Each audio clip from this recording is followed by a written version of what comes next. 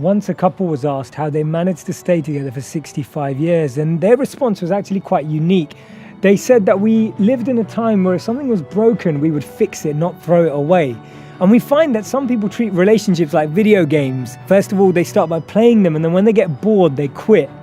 I believe we always give advice that we need to take, and doesn't it always seem that everyone has the best guidance for us?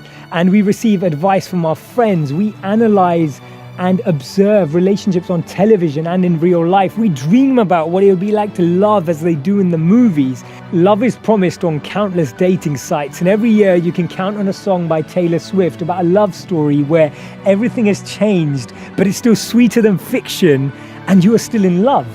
They say when you're happy, you enjoy the music, but when you're sad, you understand the lyrics. See, the challenge is that we're meant to love people and use things, but today we use people and love things.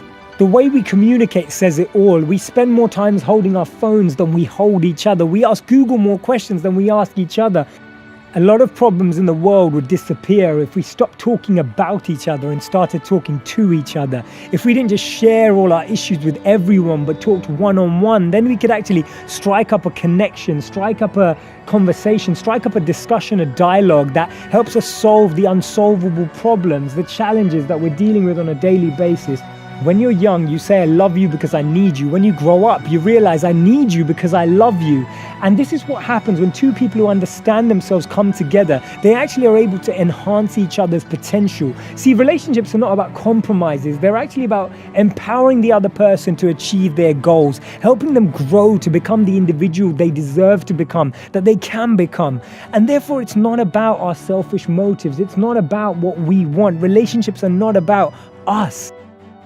See, what usually happens is that two people come together to complete each other. They come together and they depend on each other. And this dependence leads to a drain. And this drain leads to more pain and insight into what it feels like to constantly have someone who depends on you for everything. That starts to create a barrier or a bitterness between the two individuals, where actually one starts to feel that they're actually carrying the other person the whole way through.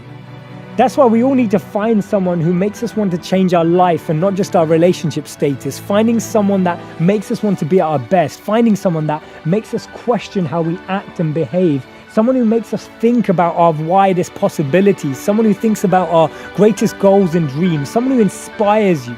Someone who inspires you to make a difference in your life and the life of others. You need to go out and find them.